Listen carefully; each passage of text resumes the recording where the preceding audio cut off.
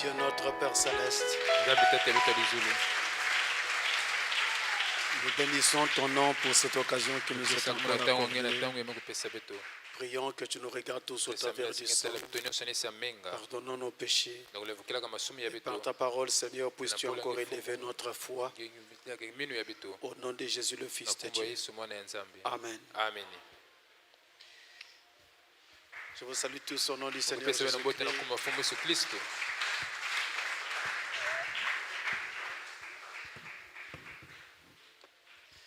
Nous rendons grâce à notre Dieu qui nous a donc encore accordé cette occasion.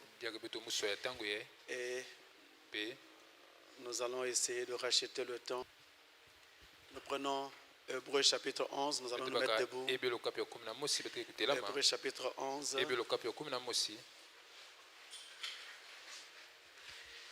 Et nous allons lire du verset 32 jusqu'au verset 35. Verset 32 jusqu'au verset 35. Hébreux chapitre 11. Et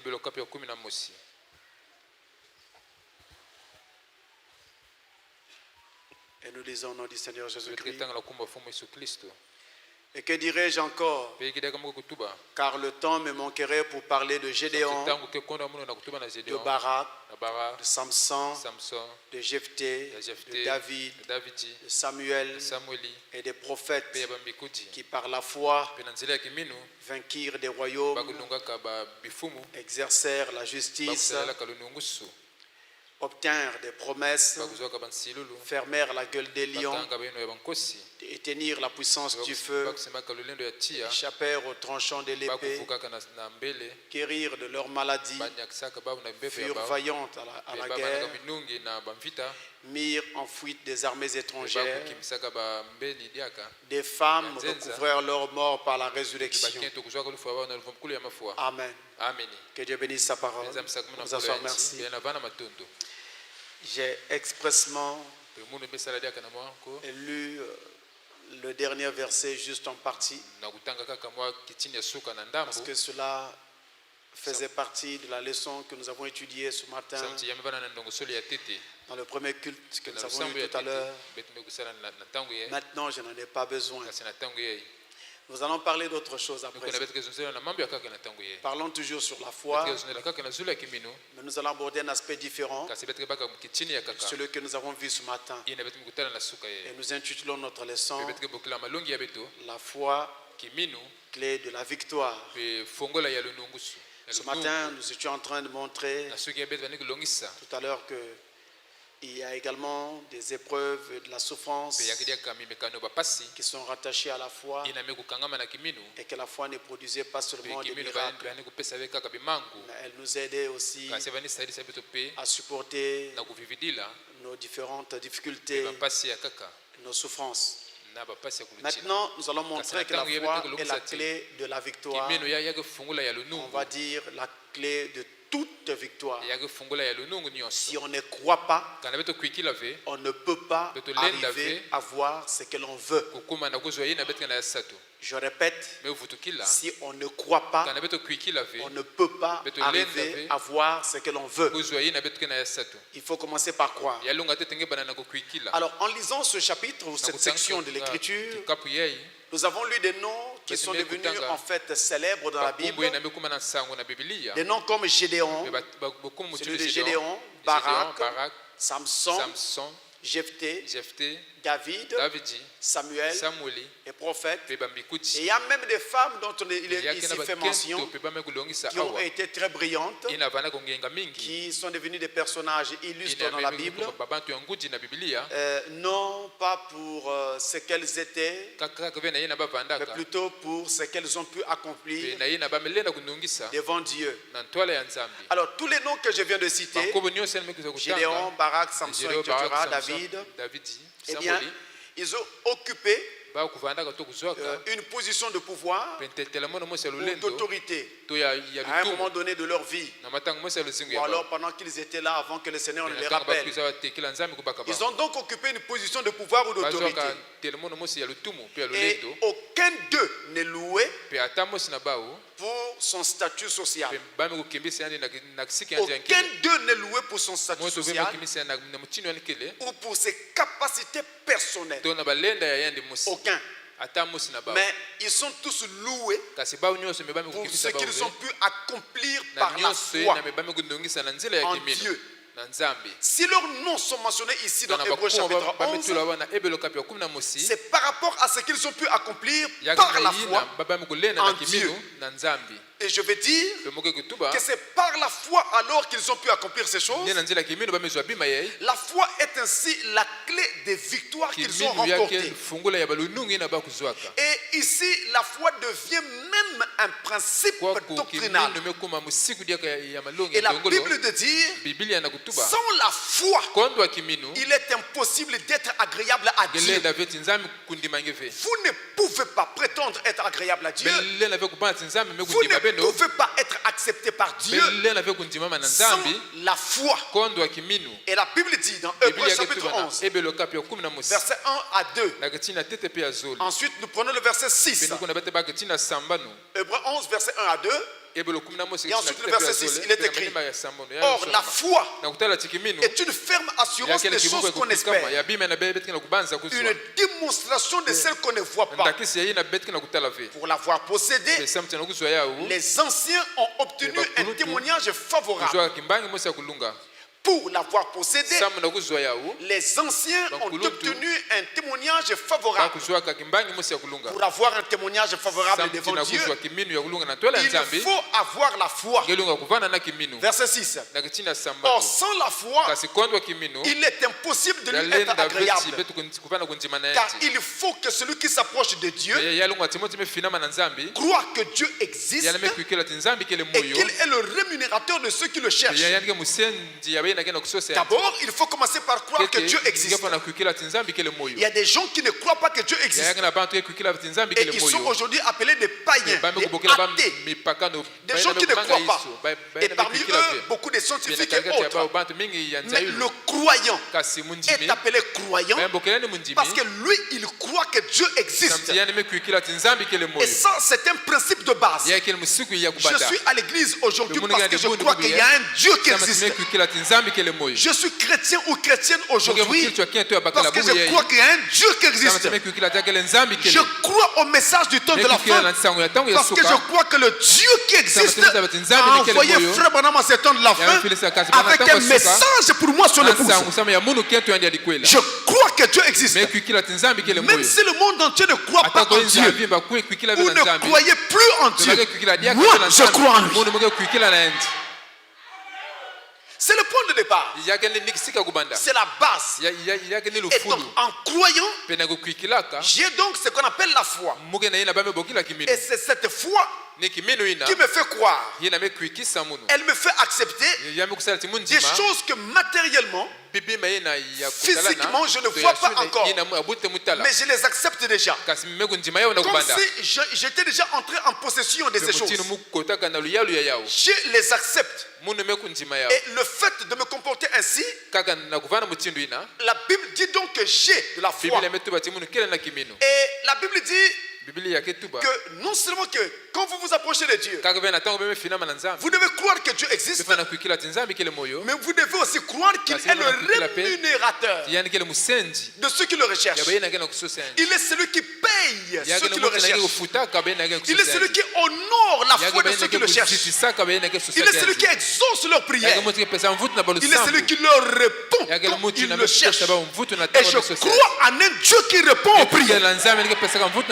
Si Dieu ne répond plus aux prières, alors il est mort. S'il est mort, il n'est plus Dieu. Mais le Dieu que nous prêchons, la Bible dit qu'il est le même hier, aujourd'hui et éternellement.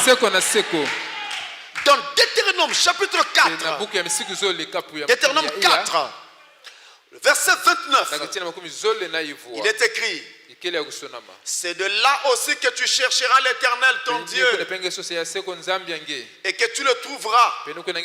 Si tu le cherches de tout ton cœur et de toute ton âme, il est le rémunérateur de ceux qui le cherchent, mais à la condition qu'ils le cherchent de tout leur cœur et qu'ils le cherchent de toute leur âme. Engagez tout. Engagez tout quand vous cherchez Dieu. Autrement dit, de façon simple, cela doit devenir pour vous comme une question de vie ou de mort. Vous me comprenez? Seigneur, ou tu me donnes ce que je veux, ou tu me laisses mourir. C'est clair? Prenons le cas de la foi dans l'enlèvement. Il y a un enlèvement qui vient. Il y a un enlèvement dont le processus a même déjà commencé. Maintenant, tu dois croire que tu seras enlevé. Vous êtes avec moi? Tu dois croire que tu seras enlevé. Si Dieu venait nous dire dans toute la ville de Pointe-Noire ou dans le monde entier, je ne prendrai que 5 personnes, toi tu dois dire, je suis l'une de ces 5 personnes. Tu dois dire, advienne que pourra, je suis l'une de ces 5 personnes. Quelqu'un dit Amen. C'est ça la foi que Dieu nous demande. Alors si tu engages ta foi de cette façon, ce que tu recherches doit arriver. Dans Isaïe, au chapitre 40 et au verset 10, il est écrit, Isaïe 40 verset 10, voici le Seigneur, l'Éternel vient avec puissance, et de son bras il commande. Oh, j'aime cela. Et de son bras, il commande. Voici le salaire est avec lui. Et les rétributions le précèdent. Le salaire est avec lui.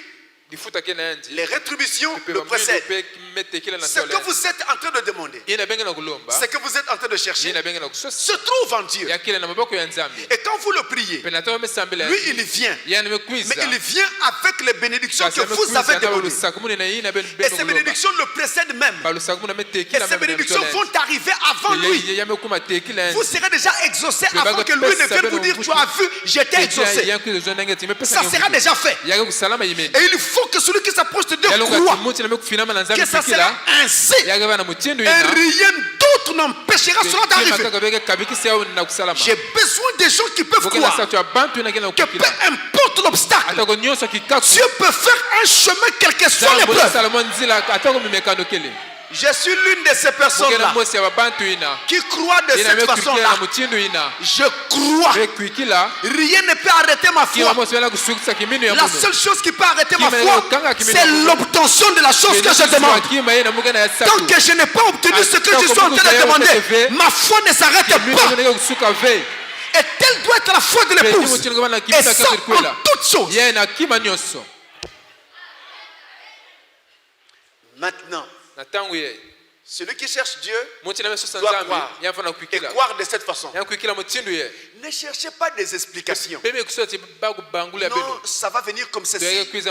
Ça se fera comme cela. Ne cherchez pas. C'est ça qui amène le doute. Et c'est ça qui amène l'incrédulité. Frère est allé prier pour une jeune fille qui était difforme. Donc elle est née. Si elle n'était pas née de cette façon, c'est donc la polio qui l'avait rendue ainsi. Donc elle avait les jambes recoquevillées. Et elle était clouée sur un lit. Chaque fois il fallait la soulever pour aller aux toilettes et tout le reste. Frère Branham arrive, vient trouver cette fille dans sa chambre. Parle avec elle. Ses parents étaient à côté pour prier pour elle. Le diable dit à Frère Branham, toi tu es venu chercher le problème. La fille de tout regarde dans quel état elle est. Si tu lui demandes de quitter ce lit, mais elle va se fracasser ici. Le visage, la colonne vertébrale, c'est le mourra. Tu iras en prison, toi. Frère Branham dit, le diable a commencé à me dire cela dans mon esprit. Donc vous voyez que les épreuves où ces gens d'attaque, ce n'est pas que nous qui les vivons. Parce que ce que Dieu a fait parfois, c'est devenu de l'histoire. Donc quand nous lisons ou entendons, nous disons, oh quel exploit. Mais vous ignorez que vous aussi vous pouvez faire cela. Dieu fait cela également avec vous. Alors il a fini de parler avec la fille, il a prié. Quand il finit de prier, la fille est toujours dans cet état. Maintenant il dit à la fille, maintenant viens, quitte ton lit. La fille se met donc à se battre avec ses mains pour quitter son lit. Elle est en train de se rapprocher du bord du lit pour descendre du lit. C'est qu'elle n'avait jamais fait ça, faisait plusieurs années. C'est là que le diable travaille. Il dit à Branham, mais qu'est-ce que vous avec votre foi là vraiment? Regarde la hauteur entre le lit et le sol. L'écart. Mais la fille va mourir. Là, regarde ses jambes. Tu as prié, il n'y a rien. Dès qu'elle va quitter le lit là, elle va tomber bouche contre terre, la nuque, tout ça. Ça sera terrible. Qu'est-ce que tu cherches? Arrête ça. Frère Branham n'a pas suivi. C'est que Satan était en train de dire. Il a laissé la fille venir. La fille s'approchait. Elle s'approchait. Elle arrive au bord du lit. Le diable crie, toi, qu'est-ce que tu fais? L'enfant d'autrui. Branham n'a pas réagi. Il a laissé la fille faire. La fille quitte le lit. Au moment où elle quitte le lit, ses jambes se redressent. Pourquoi? La foi. Et il est écrit, rien n'est impossible à celui qui croit. Vous le croyez? Ah, frère. Vous le croyez vraiment? Souvent nous disons que nous le croyons. Quand arrive l'épreuve, on ne croit plus. Mais je vous amène un peu plus haut aujourd'hui. Laissez-moi prendre un texte biblique. Je vais le lire d'abord. Vers la fin de notre enseignement, vous verrez clair et vous comprendrez que dorénavant, vous n'avez pas besoin d'avoir peur. La foi que vous avez est capable de faire ces choses que je viens de témoigner. Marc chapitre 9, verset 14. Et nous allons jusqu'à 27. On prend notre temps. Marc 9, verset 14 à 27. Regardez très bien. Il est écrit. Marc 9. Lorsqu'ils furent arrivés près des disciples, ils virent autour d'eux une grande foule et des scribes qui discutaient avec eux. Dès que la foule vit Jésus, elle fut surprise et accourut pour le saluer. Il leur demanda, sur quoi discutez-vous avec eux? Et un homme de la foule lui répondit, Maître, j'ai amené auprès de toi mon fils qui est possédé d'un esprit muet. Je m'arrête un instant là. Suivez très bien. Cet enfant était muet, donc il ne parlait pas. Au lieu que la Bible dise que j'ai amené auprès de toi mon fils qui est muet, la Bible ne dit pas cela. La Bible va directement à la cause. J'ai amené auprès de toi mon fils qui est possédé d'un esprit muet. Pourquoi cet enfant est-il muet? Parce qu'il est possédé. Il y a un esprit qui est en train de le rendre muet. Vous comprenez la différence maintenant? Nous continuons. Verset 18. En quelque lieu qu'il le saisisse, il le jette par terre. L'enfant écume, grince des dents et devient tout raide. J'ai prié tes disciples de chasser l'esprit. Ils n'ont pas pu. Race incrédule, leur dit Jésus, jusqu'à quand serai-je avec vous? Jusqu'à quand vous supporterai-je? Amenez-le-moi. Amen. Remarquez qu'il les reprend devant la foule. Vous vous avez dit qu'il faut toujours appeler quelqu'un à côté. C'est vrai. Oui. C'est vrai. Mais pas quand il s'agit d'un ancien. Quand il s'agit d'un ancien, on peut le faire devant. Mais c'est ici, c'est là, c'est pas moi. Il les reprend. Race de vipère. Race incrédule. Jusqu'à quand serai-je avec vous? Autrement dit, il y a longtemps que je vous ai montré par l'expérience ce que ça donne. Comment jusque-là vous n'arrivez pas? Qu'y a-t-il avec vous? Donc vous pensez que je serai toujours là? N'allons pas vite.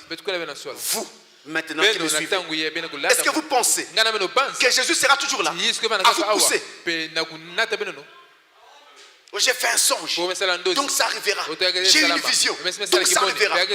Jésus a besoin des gens sans songe, sans vision, par la foi. Ils font de l'avant. Tu n'as pas de vision, tu n'as pas eu de songe, mais ta foi te dit que c'est faisable. Tu crois, tu appelles Dieu sur la scène et le mystère se produit. Il continue. On le lui amena. Et aussitôt que l'enfant vit Jésus, l'esprit l'agita avec violence. Pourquoi il fait ça? C'est pour intimider et essayer de dire à celui qui va prier, tu ne pourras pas. Toi, tu es qui? Donc il se montre encore beaucoup plus violent. Les frères qui ont l'habitude de faire ce service de délivrance avec nous, ils ont souvent vu cela. Donc l'esprit devient agressif. Il tomba par terre et se roulait en écumant.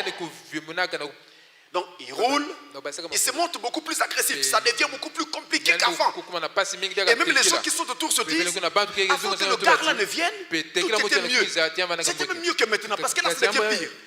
Non, ça devient pire parce que le diable sait que son heure est arrivée, il va être chassé. Jésus demanda au Père, combien y a-t-il de temps que cela lui arrive? Depuis son enfance, répondit-il. Je m'arrête encore un instant là. Vous voyez, c'est un petit examen que nous faisons avant la prière. Nous commençons par causer avec la personne ou avec ceux qui l'ont amené. Vous demandez depuis quand cela est arrivé. Comment cela a-t-il commencé? Qu'est-ce qui s'est passé? La première fois c'était comment? Ceux qui ont déjà été avec nous, vous vous êtes certainement rendu compte que nous posions ce genre de questions. Eh bien, c'est exactement ce que faisait le maître. Vous voyez, c'est à l'école du maître, mes frères. Donc nous posons différentes questions comme ça pour essayer de cerner l'esprit et de voir quel est votre degré au niveau de responsabilité dans cette affaire. Est-ce que vous avez des choses à confesser, à réparer avant toute prière? Est-ce que vous êtes complètement innocent de ce qui arrive? C'est ce que nous recherchons. Si vous êtes coupable quelque part, donc la réparation n'est pas faite, la guérison ou la délivrance ne viendra pas. Donc nous prenons ce temps-là. Nous ne courons pas en train de prier dans le vide. La Bible dit ne vous précipitez pas à imposer les mains aux gens. Prenez le temps de vérifier. Donc c'est un peu ce genre de questions que nous posons. Parce que déjà, si je peux découvrir comment ce mal a commencé, ça peut me permettre de savoir à l'origine c'était quoi, c'était comment, et toi, qu'est-ce que tu as à voir dans cette affaire? Si tu n'as absolument rien à voir, il n'y a pas de problème, là nous pouvons engager la prière. Mais si tu as quelque chose à voir, peu importe de quoi il s'agit, ta repentance est requise avant toute délivrance.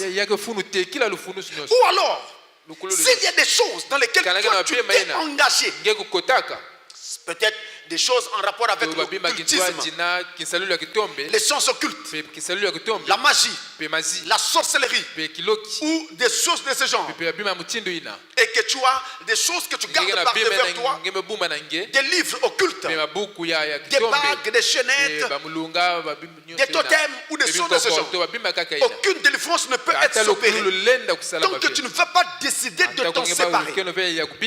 Et déjà, si ce sont des choses qui t'avaient été léguées par tes parents ou par un quelconque personnage que tu appellerais maître. Comme cela t'avait été légué. Et cela est entre tes mains. Cela veut dire que ta volonté avait été engagée. Vous gardez ces choses par défaut. Comme ta volonté avait été engagée, il faut de même que ta volonté soit engagée pour t'en séparer. Sinon, aucune délivrance ne vient. Donc, vous voyez, c'est autant de choses que nous recherchons. Lorsque nous commençons par parler aux gens, avant toute délivrance. Verset 22. Et souvent l'esprit l'a jeté dans le feu et dans l'eau pour le faire périr. Donc le papa explique ce que l'esprit faisait avec cet enfant. Comment il l'agitait. Comment il s'est comporté avec l'enfant. Et le papa continue. Mais si tu peux quelque chose, viens à notre secours. Aie compassion de nous. Jésus lui dit, si tu peux, à qui tu dis si tu peux? Est-ce que tu sais à qui tu parles? Comment tu peux me dire à moi si tu peux? Donc, d'après toi, il y a des choses que je ne peux pas. Et toi qui m'écoutes, d'après toi, il y a des choses que Jésus ne peut pas. Comment tu peux dire si tu peux? Oh Seigneur, si tu peux. Les gens qui ont de plus de miracles dans leur vie, ce sont des gens violents. Je veux dire violents contre la foi. Ils croient contre toute attente. Quel que soit ce qui est devant eux, ils croient. C'est tout. Peu importe ce qui adviendra, même si ça sera l'échec, ils croient d'abord. Ils sont comme ça, brutaux. J'ai dit brutal quant à la foi. Ils n'ont pas de concession à faire à Satan. Ils ne s'entendent pas avec Satan pour dire non, tu vois Satan, quand même si tu peux me laisser un peu tranquille quelques jours, ça va m'arranger. Non! Il n'y a pas une entente à faire avec Satan. Il doit sortir. C'est tout. Continuons mes frères. Sur mon verset 22. Mais si tu peux quelque chose, viens à notre secours. Aie compassion de nous. Jésus lui dit, si tu peux, tout est possible à celui qui croit. Attention, regardez bien. Le texte est devant vous. Tout est possible à Dieu. C'est ça? On ne parle pas de Dieu. On ne cite pas Dieu. On dit, tout est possible à celui qui croit. Regardez le mot celui. Regardez comment il est écrit. Avec un petit c. S'il s'agissait de Dieu, on allait mettre un grand C.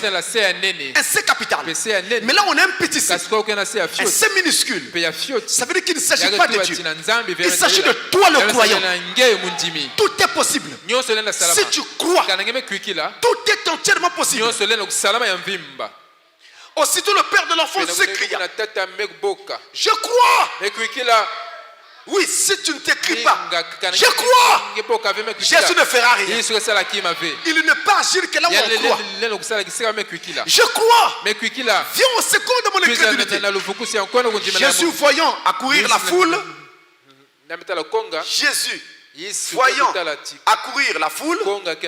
menaça l'esprit impur et lui dit, esprit muet et sourd, je te l'ordonne, sors de cet enfant et n'y rentre plus.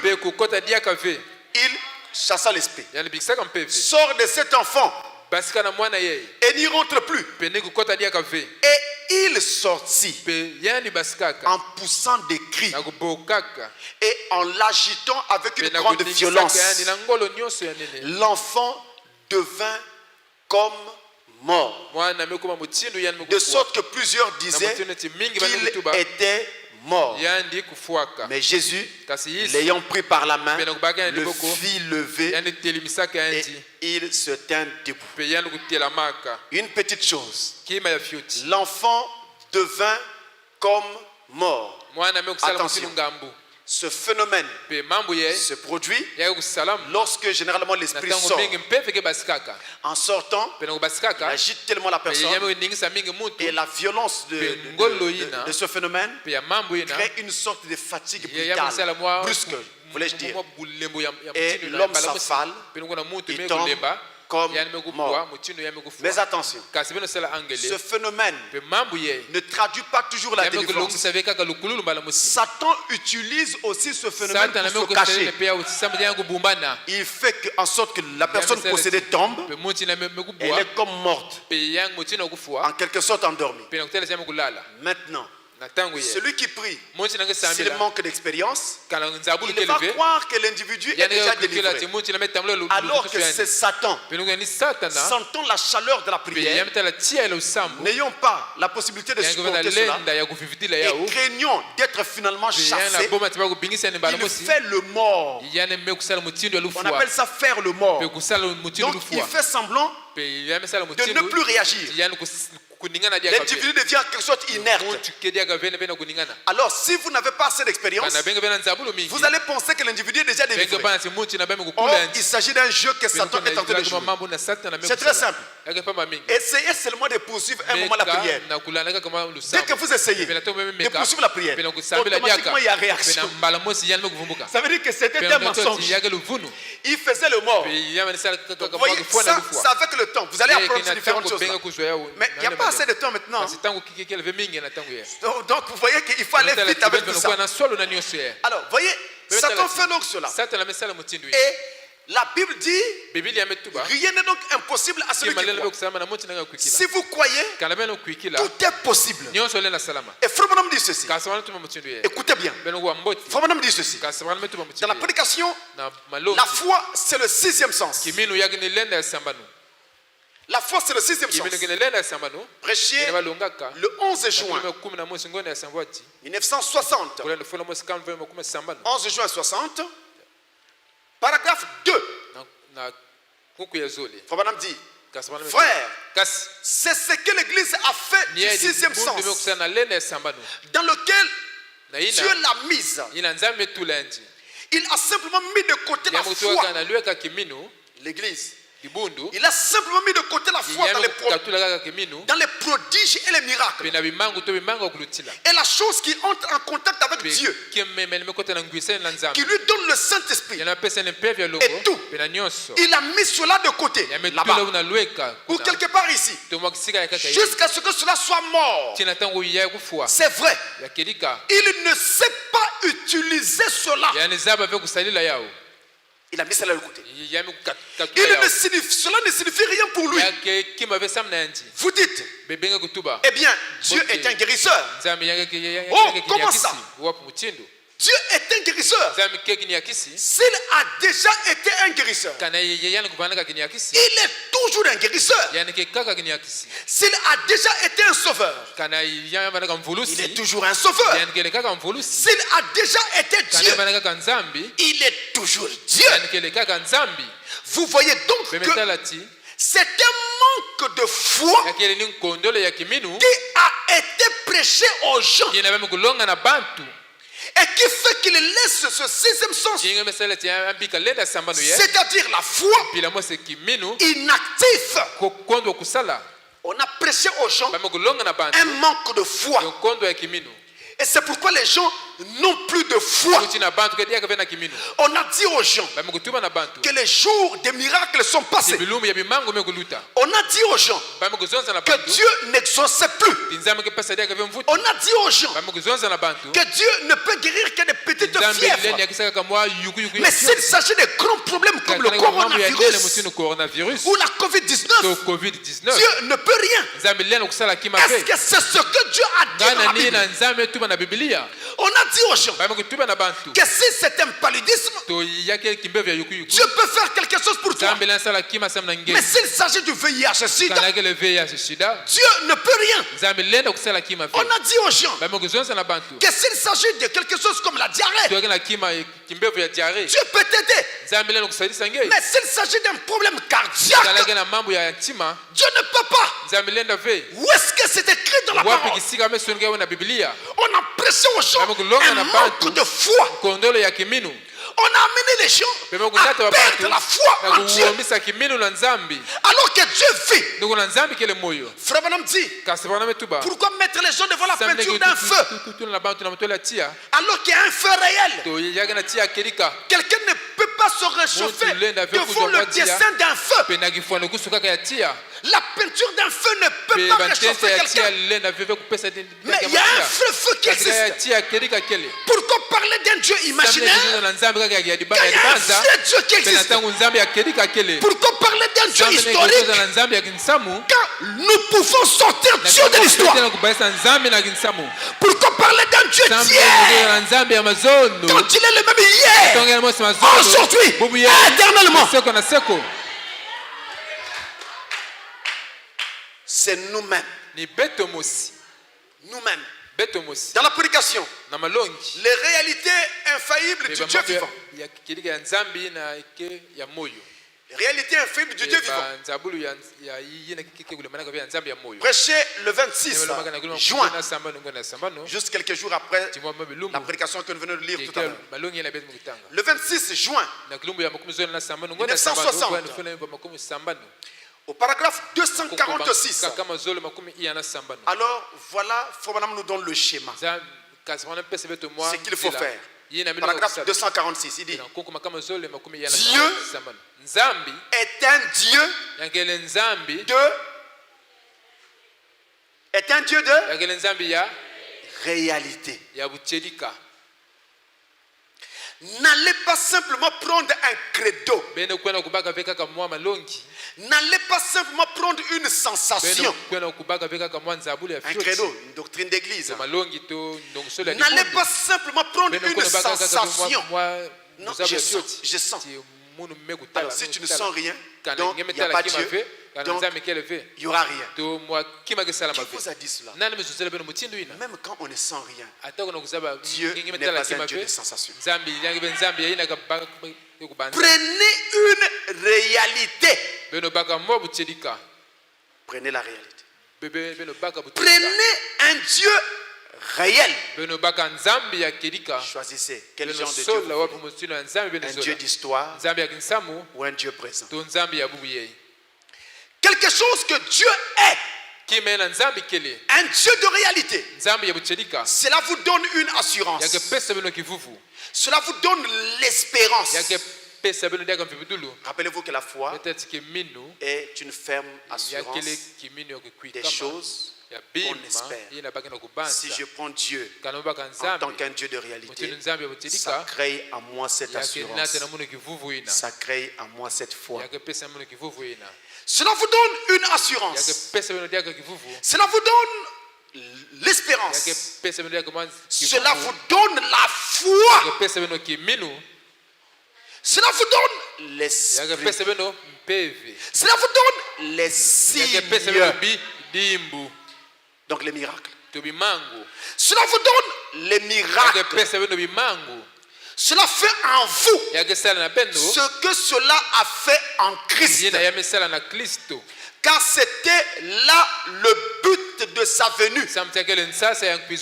D'amener Dieu à l'homme et de le faire un.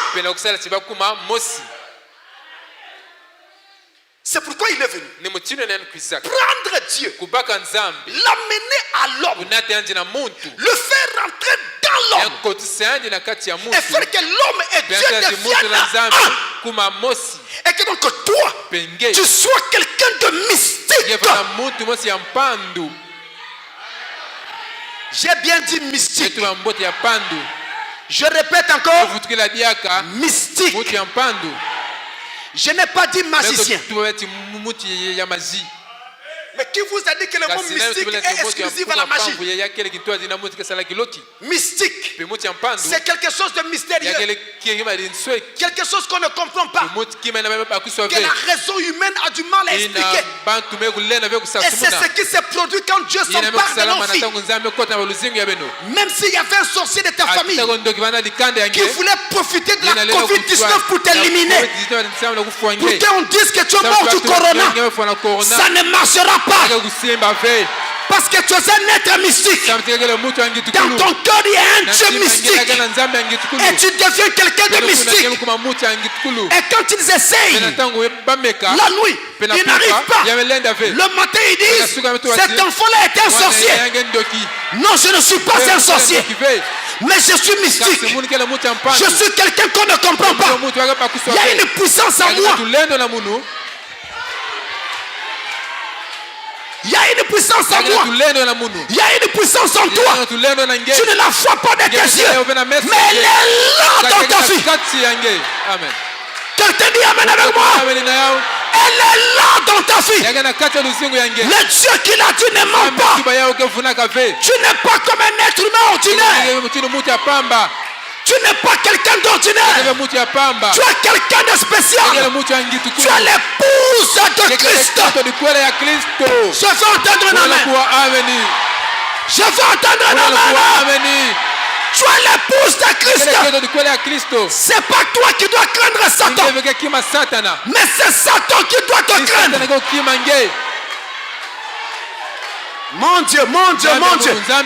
Quels sont donc ces croyants qui peuvent prendre leur Dieu au mot? Mes frères, ce n'est pas parce que tu as prié aujourd'hui, il n'y a pas eu de réponse. Tu as prié, il n'y a pas eu de réponse. Que la puissance n'est pas en toi, elle est en toi. Dieu fait exprès de ne pas tout exaucer. Sinon tu seras orgueilleux. Mais elle est en toi. Tu es quelqu'un de bizarre.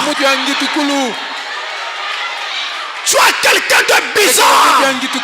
Tu es surnaturel et naturel à la fois. Alléluia. Tu es naturel et surnaturel à la fois. Naturel par la chair, surnaturel dans l'âme.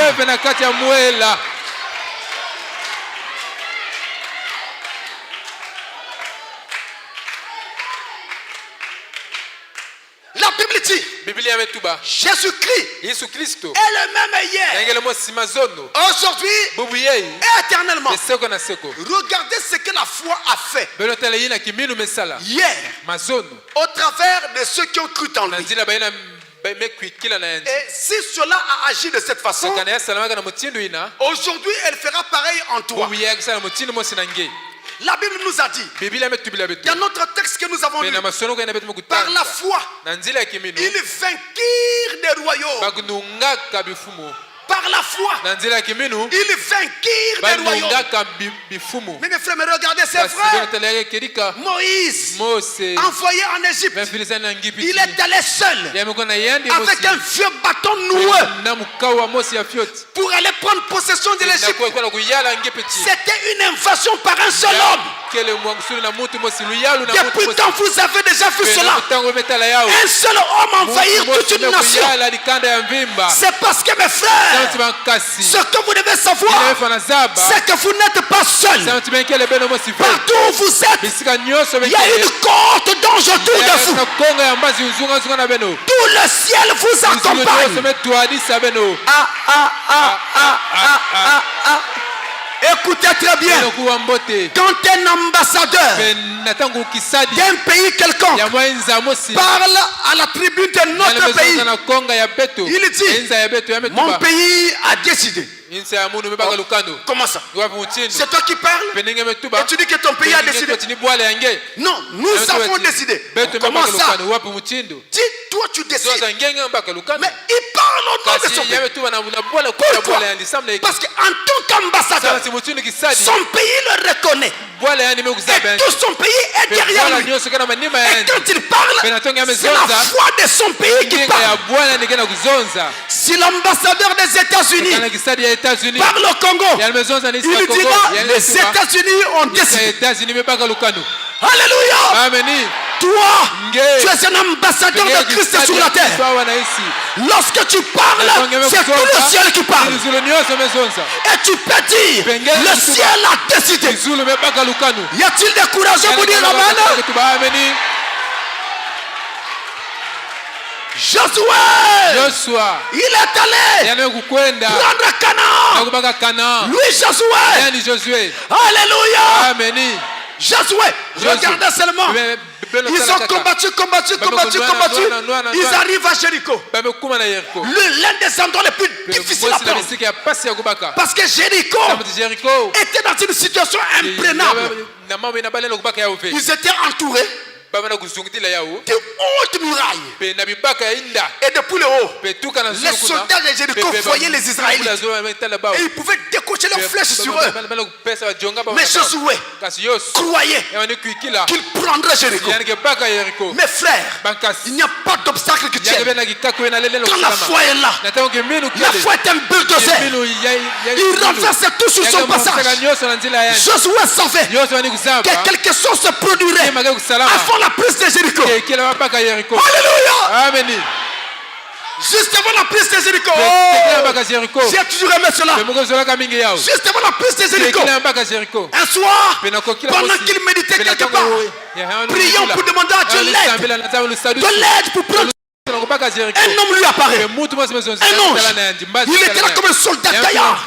Josué tire son épée. Il dit à cet homme, présente-toi. Décline ton identité. Qui es-tu? Es-tu des nôtres ou es-tu de nos ennemis? Donne-moi ton identité. Sinon dans les minutes qui suivent, c'est un homme mort. L'ange a souri. Il dit cet homme-là, c'est moi-même qui l'ai formé. Je lui ai donné cette nature. C'est un brave soldat. Il ne croit pas n'importe quoi. Oh, j'ai vu une vision. J'ai vu un songe. Il ne tremble pas devant n'importe quoi. C'est moi qui l'ai formé comme ça. Je vais lui donner mon identité. Sinon j'aurai des problèmes. Il dit moi, je suis le chef de l'armée de l'Éternel. Je viens d'arriver. Alléluia. Je viens d'arriver. Quand il arrive, la scène change. Quand il arrive, la scène change. Mon Dieu, donne-moi seulement sa présence. Donne-moi seulement sa présence. Je ne fais pas autre chose.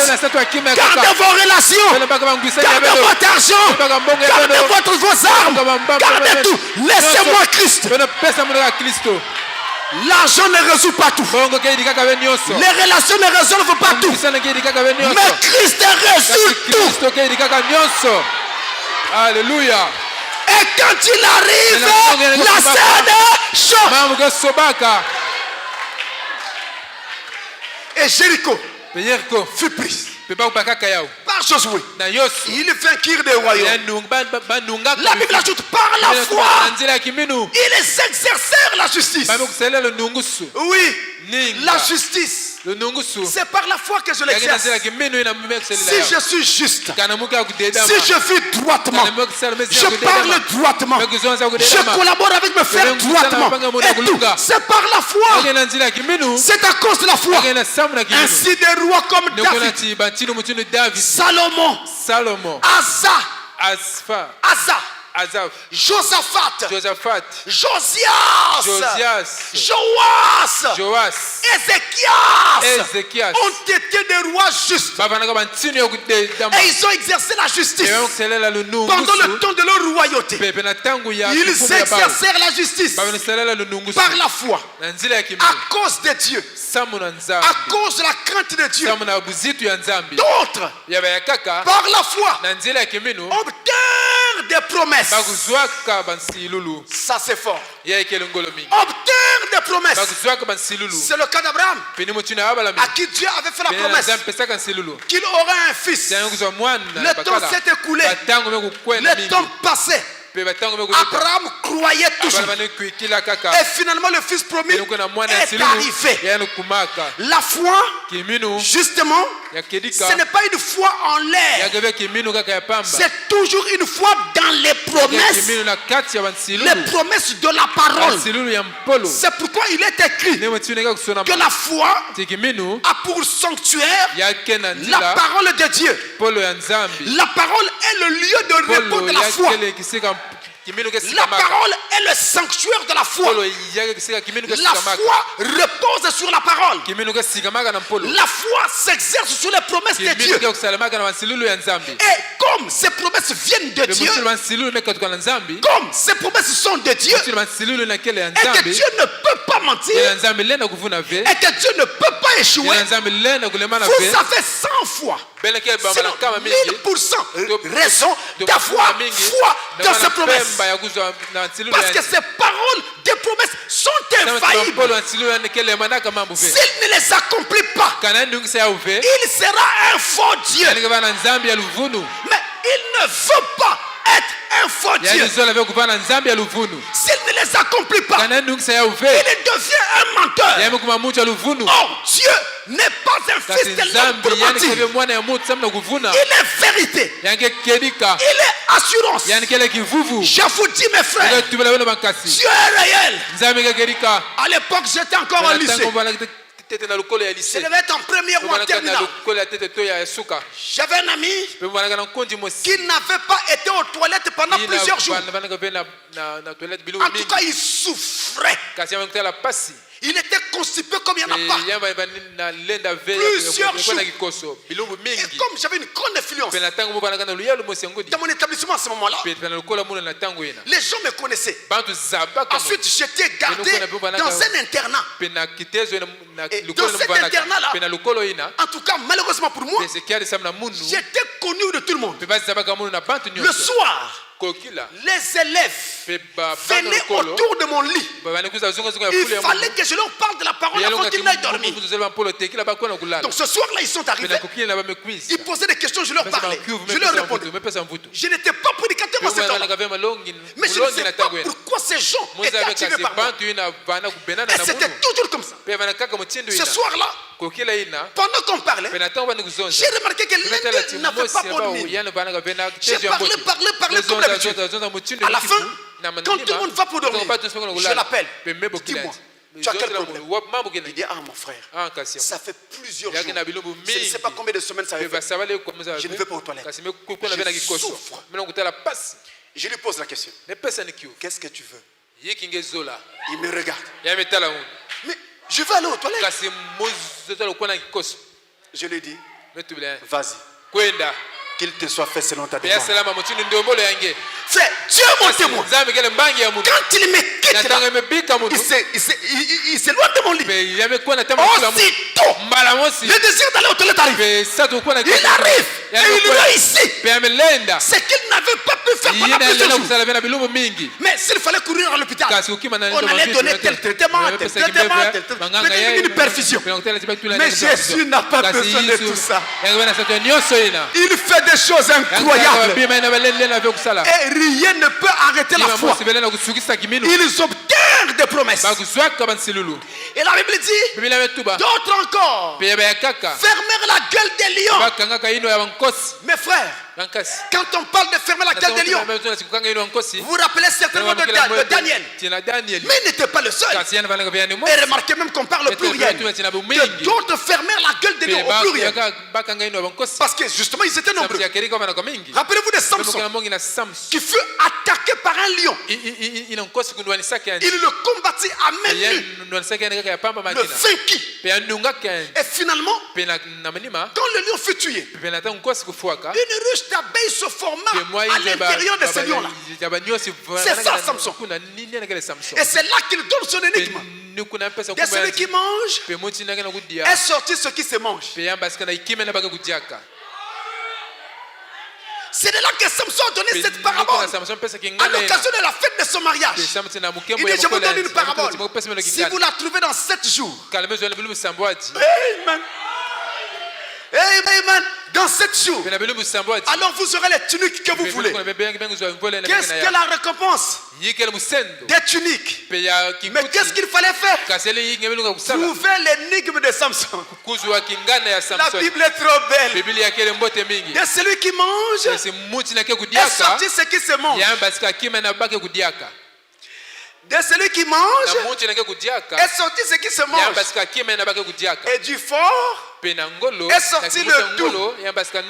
C'était ça l'énigme de Samson. De celui qui mange, de celui qui dévore, de celui qui peut détruire, de celui qui peut juger, est sorti ce qui se mange. Ne craignez pas celui qui veut tuer le corps, mais qui ne peut pas tuer l'âme. Mais craignez celui qui peut tuer l'âme et l'envoyer dans la gêne. De celui qui mange, Dieu lui-même qui pouvait te dévorer par son jugement. C'est de lui encore qu'est sorti ce qui se mange. Lui qui est fort, de lui est sorti le doux, le miel. C'était quoi? La mort de Christ sur le bois du Calvaire. C'est pourquoi ces lions devaient être tués pour que Christ de lui sorte le miel.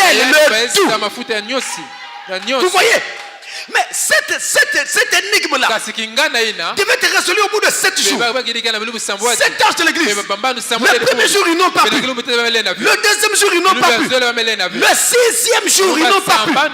C'est le 7e jour. Le dernier jour, qu'ils ont donné la réponse. Mais la réponse est venue par qui? Par la femme. La femme l'a eu auprès du mari. Amen. Quand le 7e jour, au 7e âge, le mari, Christ lui-même, a révélé la parole. Amen. L'a donné à l'épouse. Et quand l'épouse prêche, les dénominations entendent.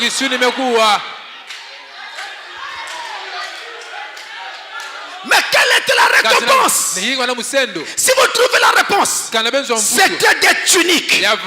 Savez-vous ce qui se passe actuellement? Pour ceux qui croient au cet honneur, Dieu leur donne une récompense. Des tuniques, des robes blanches, le baptême du Saint-Esprit. Vous voyez la parole? C'est ça que les dénominations n'ont pas. Ils fermèrent la gueule des lions. Ils fermèrent la gueule des lions. Et nous retrouvons également cela dans David. Lorsqu'il affrontait le lion qui fait pour saisir sa brebis, il prit une fronde. Amen. Juste une lance. Il y avait comme ça des fils. Au bout, il y avait une peau. On mettait la pierre à l'intérieur et on tournait et on laissait partir la pierre. Cette pierre était dans la peau. J'aime cela. Cette pierre était cachée dans la peau. La révélation, la pierre était cachée dans la peau. La révélation était faite chair. Lorsque la révélation du nom de Jésus est fait chair en toi, quel que soit le lieu, il tombera. Ils ont fermé la gueule des lions.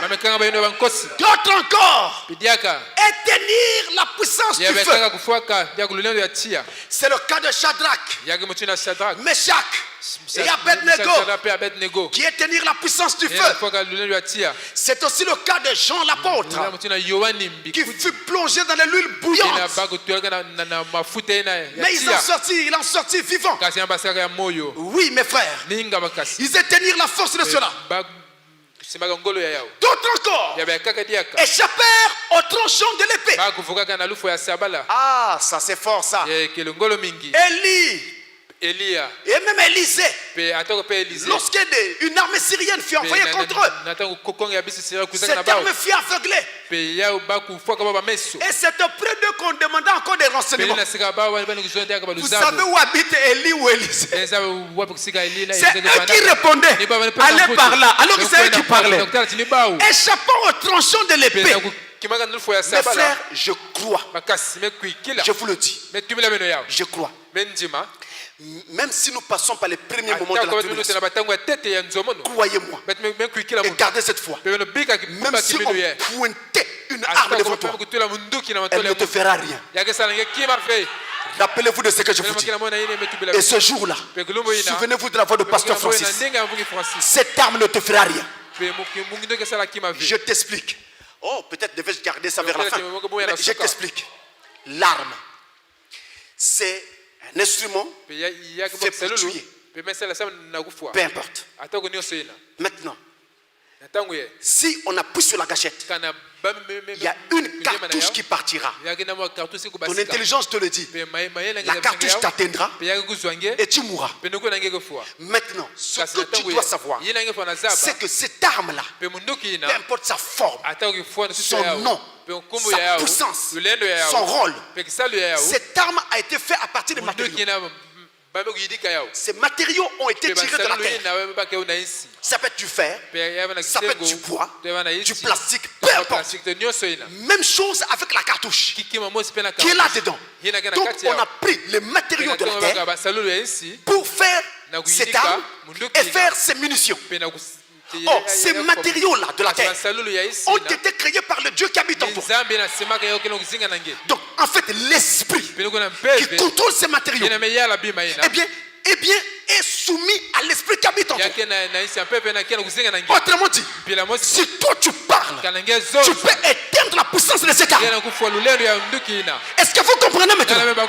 Ne craignez pas. Et de toute façon, même si cette arme vous atteigne et vous abattez, à l'instant où vous mourrez, vous vous retrouvez dans la gloire, dans la présence de Dieu. Il n'y a rien à craindre. Rien à craindre. Rien à craindre. Absolument rien à craindre. Et la Bible ajoute d'autres encore, en fait, guérir de leur maladie. Mon Dieu, nous touchons ici un point qui est crucial. Ils guérir de leur maladie. Aujourd'hui, il y a beaucoup de maladies sur la terre. Et beaucoup d'entre elles n'ont pas de traitement. Encore la COVID-19. Il y a des traitements qui se donnent ça et là. Et les gens s'en sortent de temps en temps. Mais il y a même des maladies qui n'ont pas de traitement. Il y a des maladies qui sont encore un sérieux problème pour le monde. Le cancer, jusqu'aujourd'hui, n'est pas encore vaincu. Il faut qu'il soit dépisté à temps afin qu'il soit arrêté. Autrement, le cancer, il fait des ravages. Et lorsque le cancer se généralise, il n'y a plus rien à faire. C'est la mort qui va intervenir à coup sûr. Parce que le cancer c'est généralisé dans le corps. Il y a des métastases partout. Vous allez partir. Il n'y a rien à faire. Voyez-vous?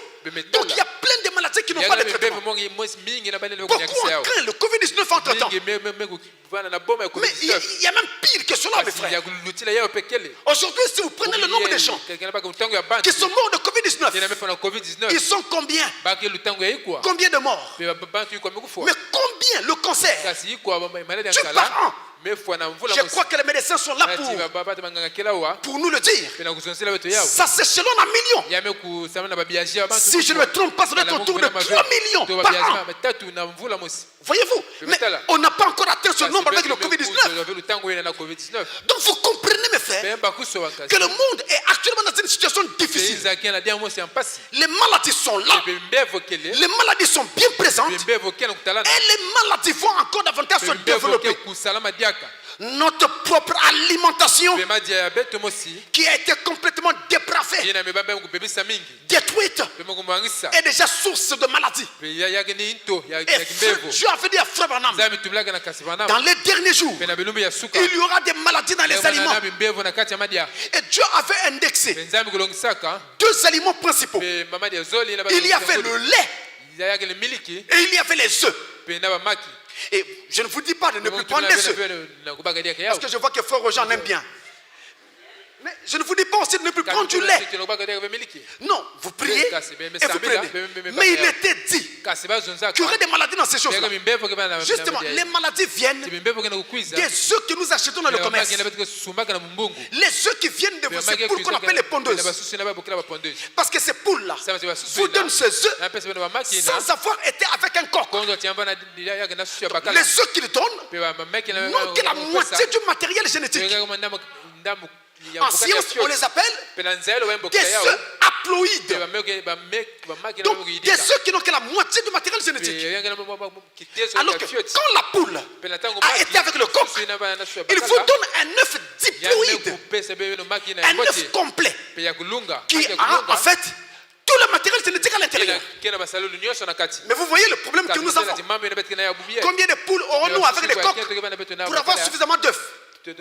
Donc du coup, c'est un problème. On est obligé d'acheter les œufs dans le commerce. Mais puisque nous sommes obligés d'acheter ces œufs, quelle petite chose. La première, c'est déjà la prière. Avant de manger ces œufs. La seconde, il faut éviter les œufs qui sont de cette couleur. Prenez les œufs qui sont blancs. Demandez aux scientifiques, ils vous le diront. Je ne voudrais pas m'étendre dans un cours de sciences. Les œufs qui ont cette couleur-là, un peu marron ou rousse là, ce n'est pas bon du tout pour la santé. Mieux vaut prendre les œufs qui ont une couleur blanche. Il y a une raison scientifique là derrière. Donc vous voyez, on a ce problème. On a ce problème. Dans le lait, il y a trop de matière grasse. Normalement, avant d'acheter votre boîte de lait, soulevez-la. Regardez ce qui est écrit. Quel est le pourcentage de matière grasse? Au-delà de 8% de matière grasse,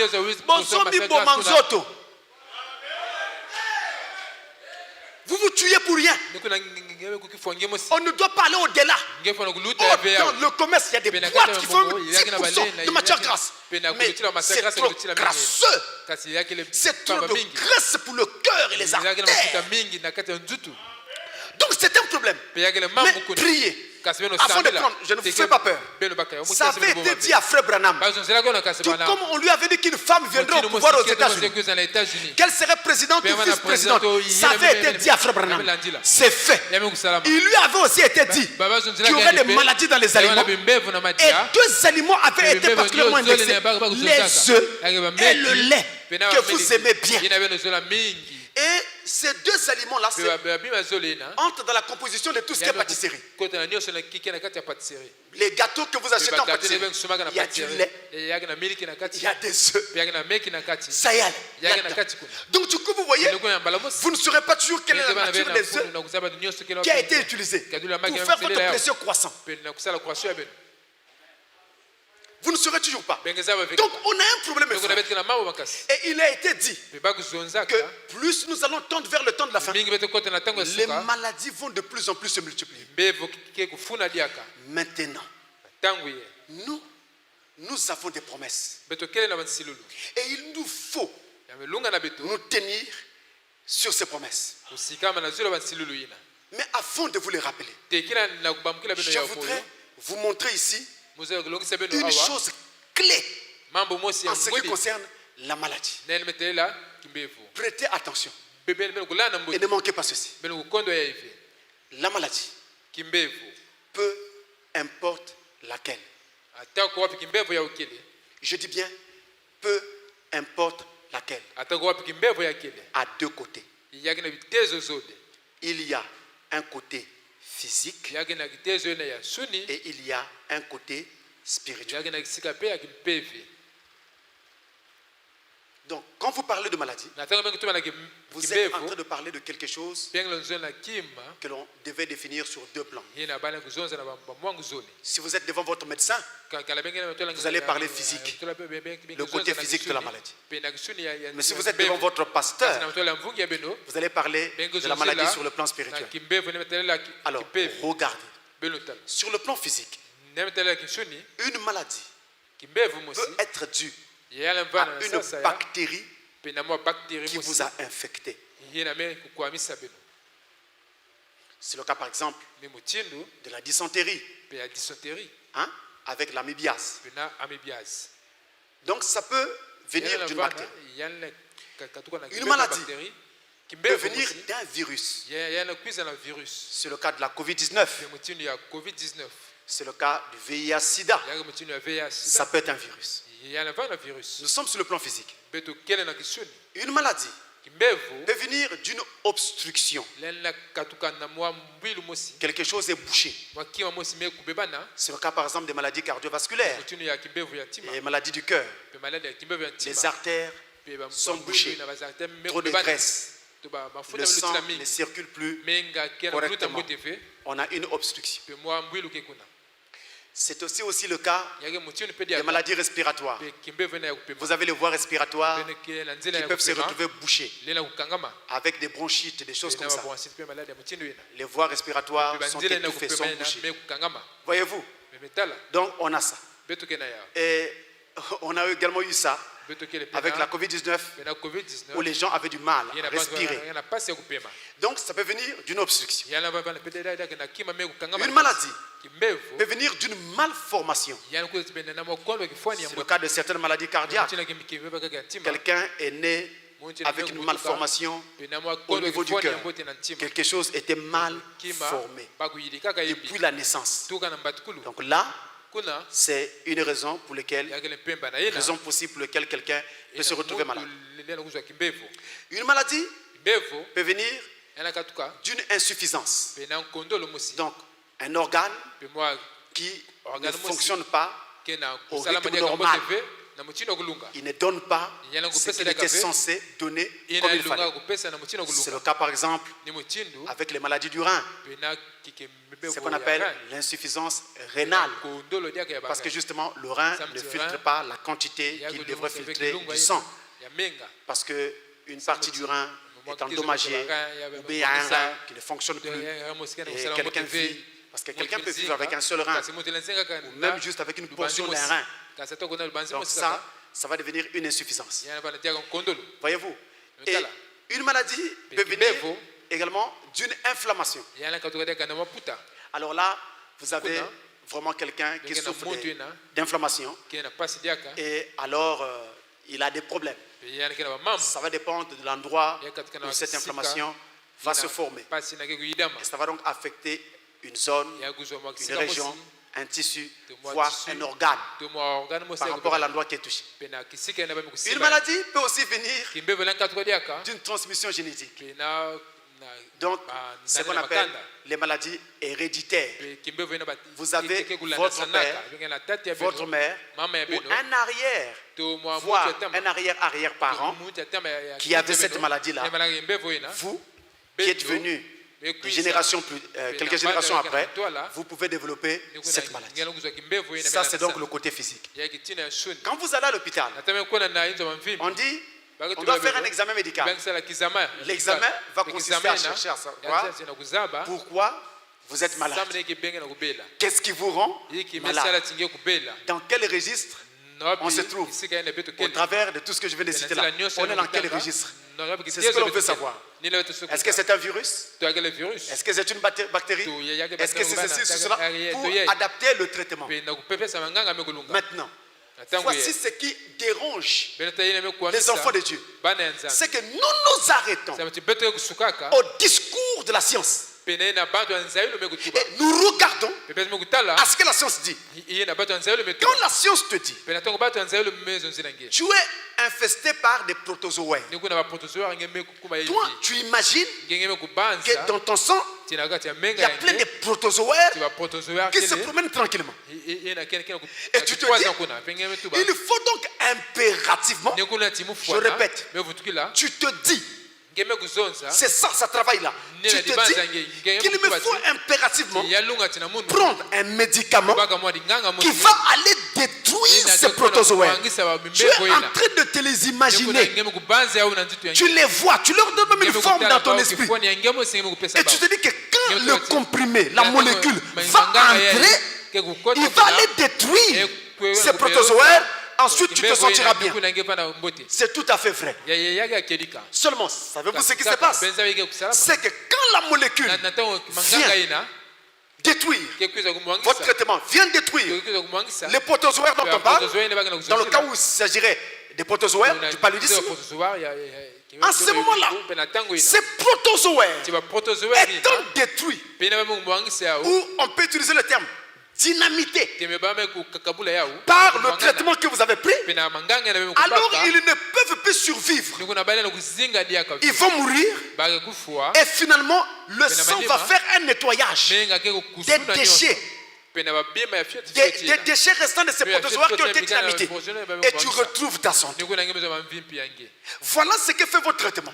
Maintenant, sauf que, selon la Bible, la chose, elle n'est pas faite physiquement. Elle est vue spirituellement. Et pour la Bible, que ce soit une bactérie, un virus, une obstruction, une malformation, une insuffisance, une inflammation, ou alors une transmission génétique responsable de votre maladie. La Bible, elle ne regarde pas l'aspect physique, mais la Bible regarde l'aspect spirituel. La Bible va au-delà du physique. La Bible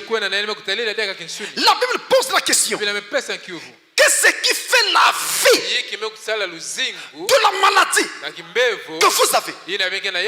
Si la science vous dit que votre paludisme est dû à des protozoaires, la Bible, elle pose la question: qu'est-ce qui donne la vie à ces protozoaires? Et la Bible répond: dans ces protozoaires, il y a quelque chose que le microscope ne peut pas voir.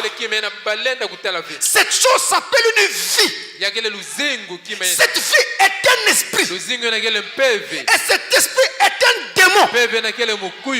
Et ça, quelle que soit la maladie.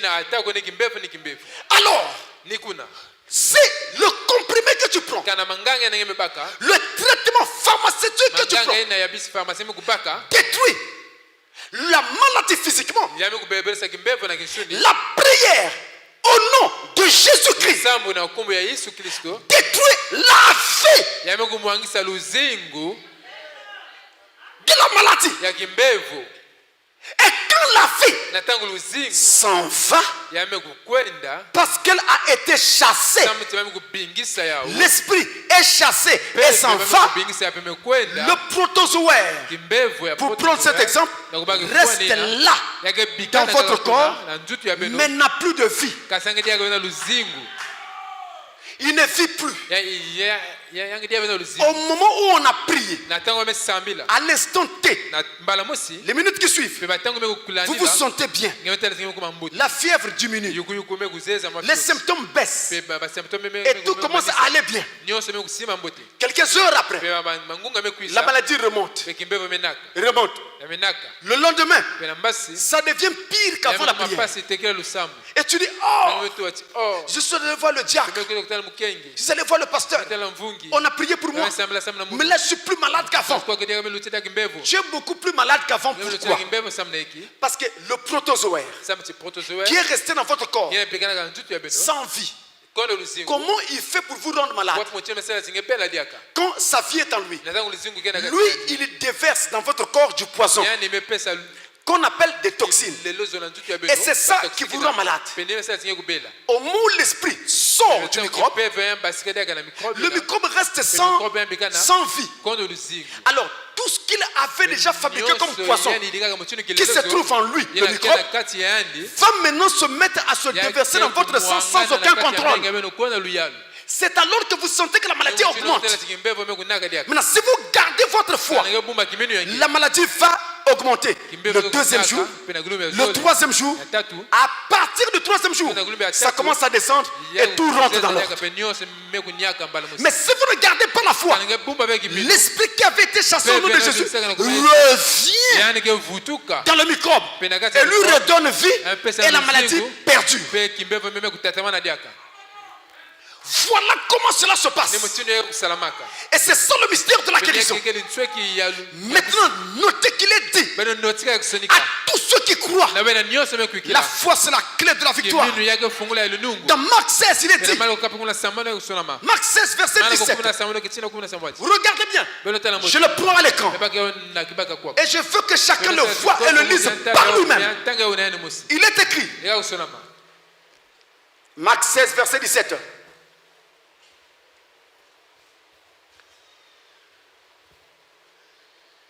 Il est écrit, voici les miracles qui accompagneront ceux qui auront cru. En mon nom. Que dit la suite? Je ne vous entends pas. Qui chassera les démons? Qui? Jésus. Qui? Toi. C'est toi qui vas chasser les démons. Pas en ton nom. Pas par tes muscles. Pas par ta force. Mais par le nom de Jésus de Nazareth.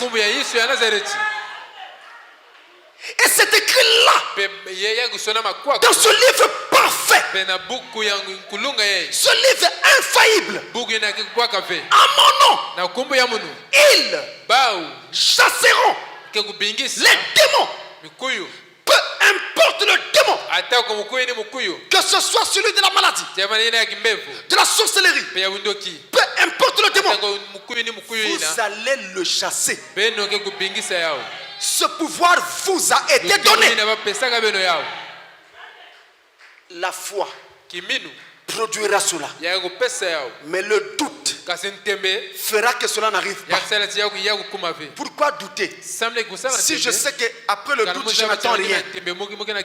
Mieux vaut croire ou essayer de croire, parce que derrière la foi, on attend quelque chose.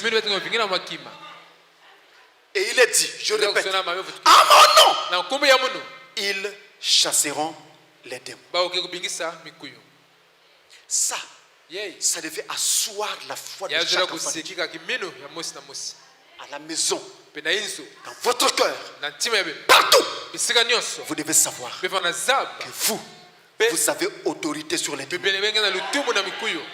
Quelqu'un dit Amen? Les démons n'ont pas autorité sur toi. Mais toi, le ciel t'a donné l'autorité sur les démons. Il viendra un temps où nous n'aurons plus la possibilité de nous rassembler. Chacun sera seul de son côté. La foi que vous avez reçue maintenant, c'est celle-là que vous avez utilisée, que vous allez utiliser. Si vous n'apprenez pas maintenant, vous aurez du mal en ce moment-là. C'est comme maintenant, c'est le temps de croire et de ne pas laisser une occasion à Satan. Ce n'est pas tout. Philippiens 2, versets 5 à 11.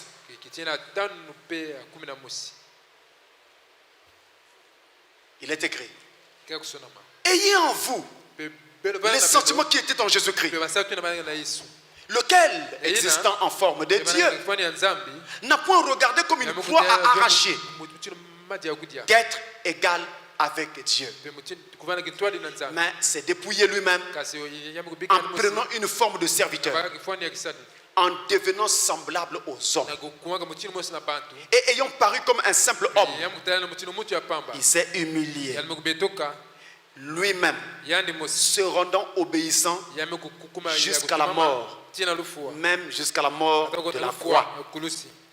C'est pourquoi aussi Dieu l'a souverainement élevé et lui a donné le nom qui est au-dessus de tout nom, afin qu'au nom de Branham, c'est pas ça,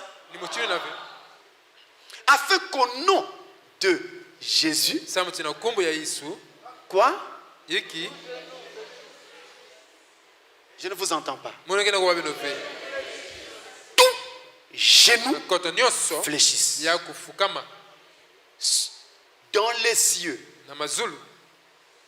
sur la terre et sous la terre. Au nom de qui? Est-ce que tu as ce nom avec toi? Au Branham Tabernacle, on chantait un chant. Prends le nom de Jésus avec toi. Partout où vous allez, prenez le nom de Jésus avec vous. Au nom de Jésus, tout genou doit fléchir. Nous le savons. Moi j'ai un problème. Regardez bien. tout genou doit fléchir. La Bible ne s'arrête pas là. Regardez bien la suite. Il y a quelque chose qui est ajouté. Regardez bien. Nous savons qu'au nom de Jésus, tout genou fléchit. C'est vrai. Parce qu'il est vraiment le Seigneur. Il est le maître. Mais ce n'est pas tout. Regardez la suite. Au nom de Jésus, tout genou fléchisse. 1. Dans les cieux. 2. Sur la terre. 3. Sous la terre. Les cieux, c'est le domaine de Dieu. La terre, c'est le domaine des hommes. Le domaine des mortels. Sous la terre, c'est le domaine des... Le domaine des démons. De Satan, c'est vrai. Donc, peu importe l'endroit où un esprit quelconque se leverait, s'il se lève sur la terre, toi, tu le feras fléchir. S'il se lève sous la terre, toi, tu le feras fléchir. Si c'est un ancêtre, l'esprit d'un arrière-parent qu'on a levé contre toi, tu le feras fléchir. Quelqu'un dit Amen. Parce qu'au nom de Jésus, tout chez nous fléchira. Maintenant, vous voici équilibrés. Nous avons la promesse qu'au nom de Jésus, nous chassons les démons. Maintenant, vous dites, au nom de Jésus, je chasse les démons. Pas l'église, toi. Nous devons maintenant nous approprier la parole. Nous n'avons plus de temps. Chacun doit s'approprier la parole. Même si tu n'avais jamais essayé, maintenant il te faut essayer. Quand tu rencontres un obstacle, essaye. Si ça ne marche pas la première fois, ça ne marche pas la deuxième fois, ça ne marche pas la troisième fois, ça ne marche pas la quatrième fois, ça marchera quelque part. N'ayez pas peur. La promesse est pour vous. Et vous êtes des croyants. Je répète, ce n'est pas à vous de craindre Satan. Mais c'est à Satan de vous craindre vous. Frère Bramti, la foi qui fait des miracles n'est pas une grande foi. Non. Il dit c'est la même foi que vous avez et que vous utilisez tous les jours pour quitter la maison et venir à l'église. Quelque chose vous a dit, tu y arriveras. Et tu es arrivé. Tu as fait quel effort? Tu aurais pu mourir en chemin. Mais comme ta foi t'a dit que tu allais arriver, tu es arrivé. Là, le culte se termine. Tu vas rentrer à la maison. Tu arriveras. Comment tu feras pour arriver? En toi, tu crois que tu vas arriver. C'est une foi. Quand tu seras à la maison, tu vas t'alimenter, tu vas manger, tu t'assois devant ton assiette. Mais il faut que tu sois capable de manger. Parce que si ton bras devient invalide, tu ne pourras plus amener la cuillère à la bouche. Mais tu crois que tu seras capable de tenir la cuillère et de l'amener à la bouche. C'est quoi c'est de la foi. Cette foi-là, c'est la foi que nous utilisons tous les jours. Elle est déjà en toi. C'est la même foi qu'on utilise pour chasser les démons. Peu importe quand, peu importe où, peu importe les conditions. C'est la même foi, n'ayez pas peur. Qui vous a dit que la moindre petite épreuve, il faut appeler le Jack, il faut appeler le pasteur. Pasteur, Jack, pasteur, Jack, où est ta foi? Tu es fils de Dieu. Tu es fille de Dieu. Tu dois t'approprier maintenant la foi. Tu dois t'approprier les promesses de Dieu. Tu dois toi aussi amener un témoignage. J'ai eu ceci. J'ai prié. Dieu a répondu. Voici le miracle qui accompagnera ceux qui auront cru. À mon nom, ils chasseront les démons. Ils imposeront les mains aux malades. Et les malades seront guéris. Ils pourront boire quelques breuvages mortels. Et cela ne leur fera rien. Ils saisiront des serpents. C'est Marc 16. C'est une promesse. Elle est pour toi. Je n'ai pas dit pour vous. J'ai dit pour toi. Toi qui crois. Les œuvres que je fais, vous les ferez aussi. Et vous en ferez même davantage. Parce que je m'en vais au Père. Jean 14, 12. C'est une promesse. Elle ne vous appartient pas. Elle t'appartient. Elle est à toi. Qu'est-ce que tu feras? Les œuvres que Christ faisait. Toi tu feras. Frère, croyez. Arrêtez de douter. Croyez. Il est écrit: je suis le Dieu qui te guérit de toutes tes maladies. Psaume 103 verset 3. Psaume 103 verset 3. Je suis le Dieu qui te guérit de toutes tes maladies. Pourquoi craindre la COVID-19? Pourquoi? Je ne dis pas que nous devons être insensés pour ne plus respecter les gestes barrières. Non, nous devons les respecter. Mais je dis aux chrétiens que vous n'avez pas à avoir peur. Vous n'avez pas à craindre. Votre Dieu est celui qui vous guérit de toutes vos maladies. On n'a jamais dit toutes maladies, sauf telle maladie. Aucune maladie n'est exclue. Toute maladie est incluse. Sans exception.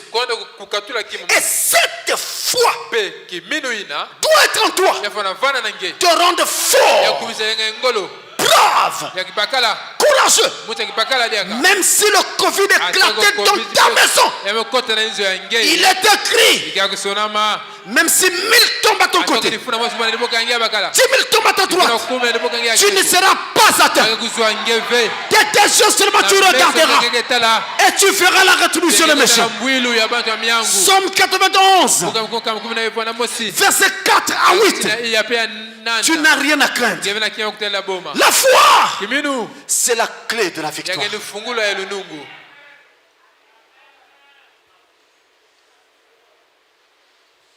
Ne craignez pas. Et Frère Branham dit ceci. Je vais terminer là. Je prends une ou deux citations, je termine.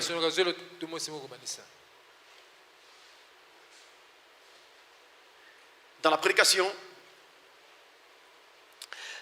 cet âge de l'Église, chapitre 2,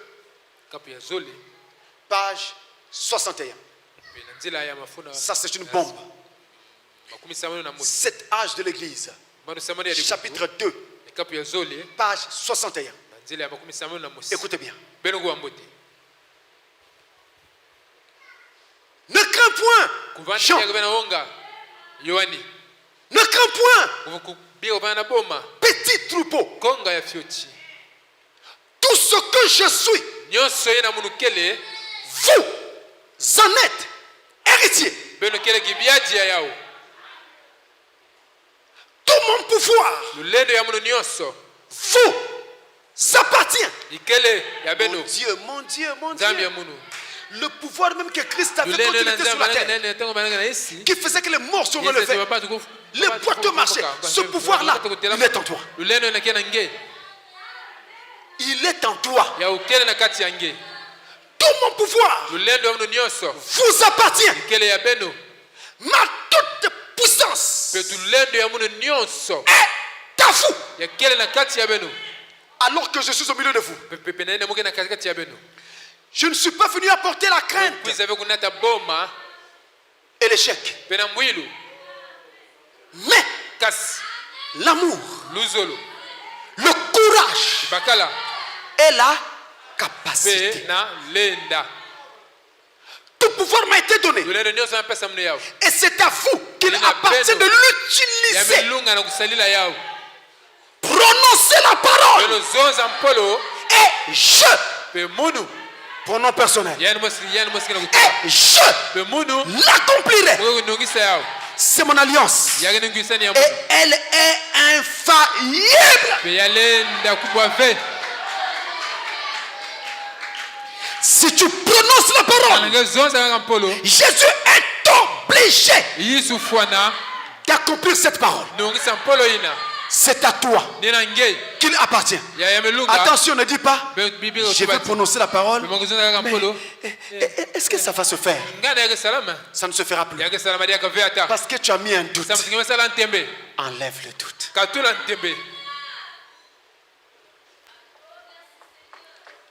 Enlève le doute.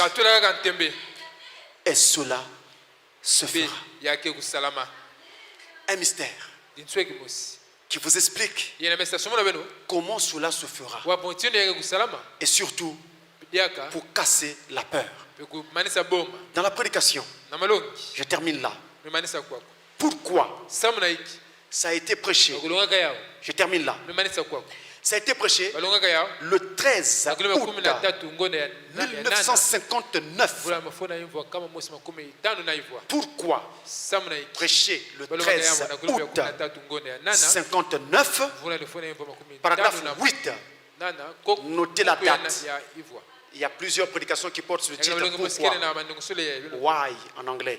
Celle-ci est prêchée le 13 août 1959.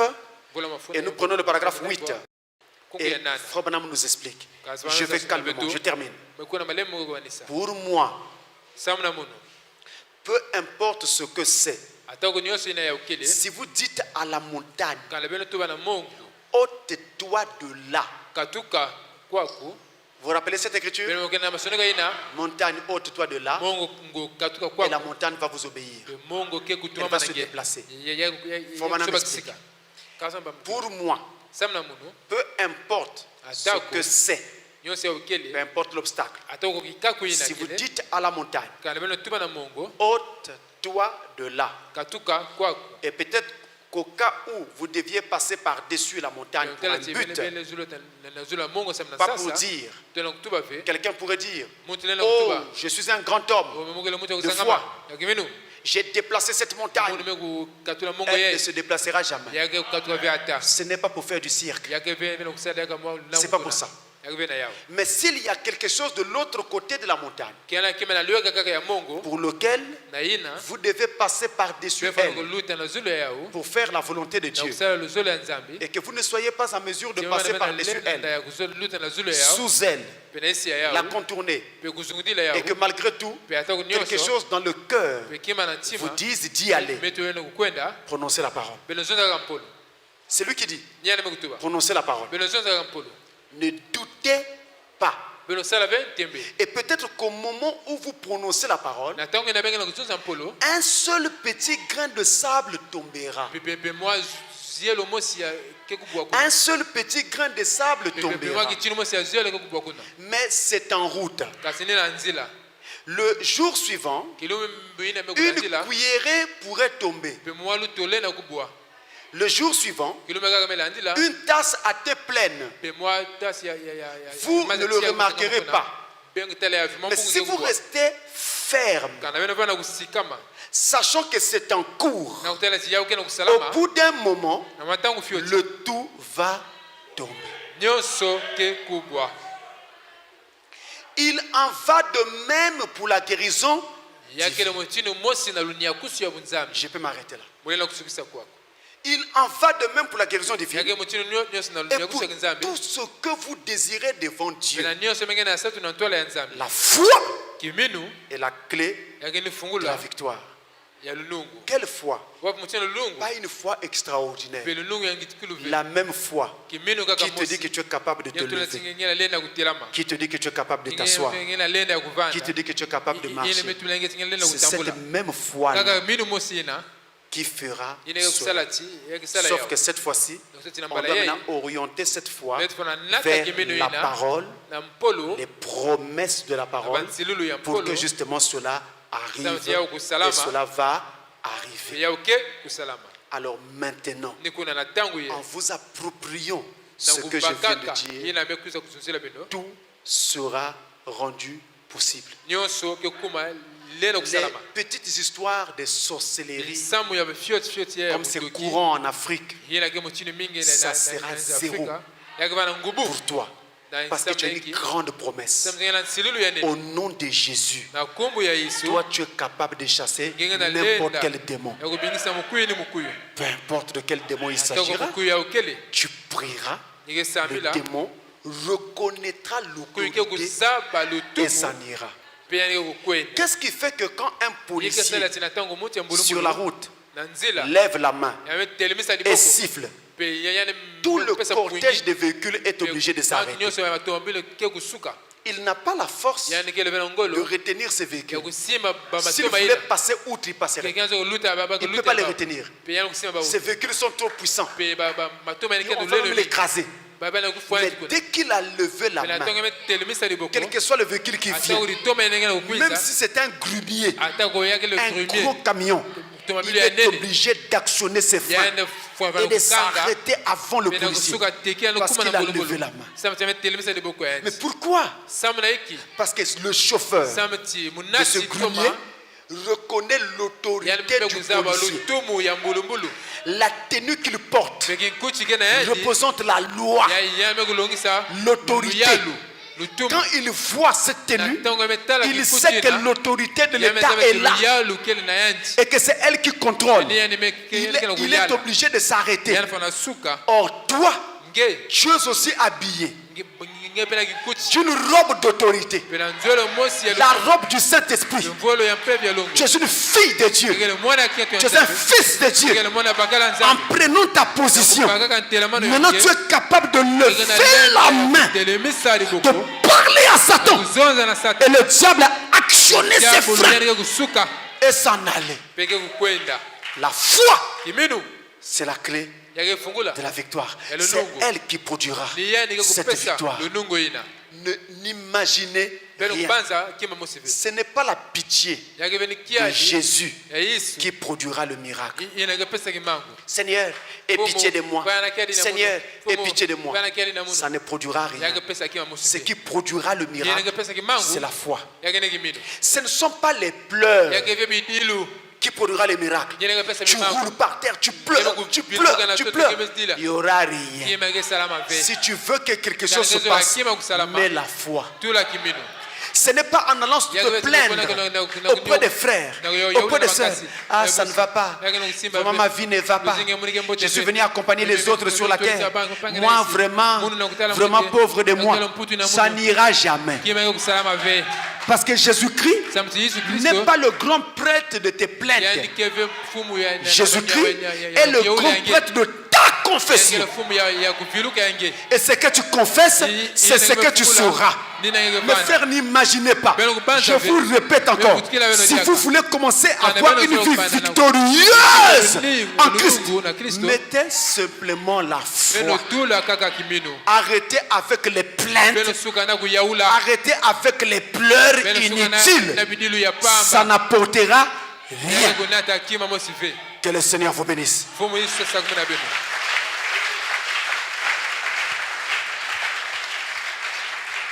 Viens agiter les eaux.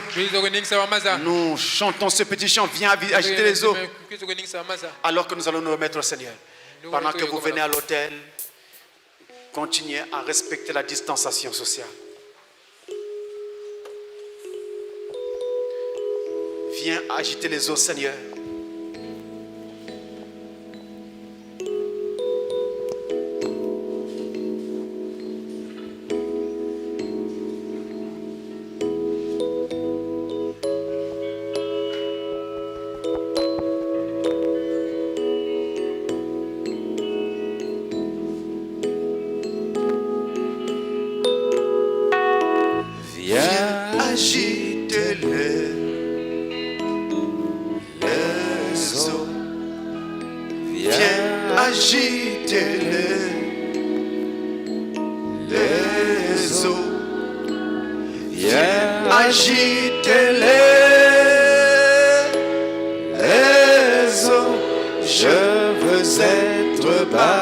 baptisé. Alléluia, Alléluia. Viens agiter les eaux. Viens agiter les eaux. Viens agiter les eaux. Je veux être baptisé. Alléluia, Alléluia, Alléluia. Viens agiter les eaux. Viens agiter les eaux. Viens agiter les eaux. Je veux être baptisé. Maintenant, quiconque veut qu'on se souvienne de lui en prière va seulement lever sa main. Nos frères à l'étranger, nos frères à Brazzaville et partout. Quiconque veut qu'on se souvienne de lui en prière, il va seulement lever sa main. Alors que nous allons prier. Dieu notre Père Céleste, en ces heures où l'histoire du monde est en train de se terminer, nous nous approchons de toi sous le sang rédempteur, priant que tu nous pardonnes nos péchés et tout manquement. Nous avons entendu ta parole. Cette foi, nous en avoir besoin. Surtout dans cette phase dans laquelle nous entrons, où les temps sont devenus plus mauvais qu'auparavant et vont encore devenir beaucoup plus mauvais. Seigneur, nous prions que tu te souviennes de nous. Regarde les mains levées ici dans ce tabernacle. Regarde les mains levées à Brazzaville, à l'église de Mbota, en Ouganda, en France, en Italie, partout où sont tes enfants, aux États-Unis, en Belgique. Je prie, Seigneur, que tu vois la requête qui est cachée derrière cette main levée. Puisses-tu, oh Dieu, exaucer chacun de tes enfants et leur accorder ce qu'ils sont en train de te demander, afin que non seulement leur joie soit parfaite, mais qu'ils aient aussi l'équilibre qu'il faut pour continuer à te servir, Seigneur, et que cette difficulté qu'ils traînent ne soit pas un moyen que Satan va exploiter pour les tirer loin de toi. Quel que soit ce que Satan est en train de faire contre eux, en tant que serviteur de Dieu, j'annule cela au nom de Jésus-Christ. Bénis ton peuple, Seigneur. Délivre. Guéris. Bénis. Et baptise du Saint-Esprit. Qu'il en soit ainsi. Aide-nous à regarder au fait que ta venue est proche.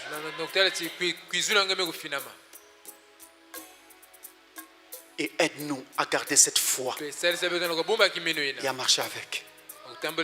Sous ton sang. Au nom de Jésus-Christ. Amen.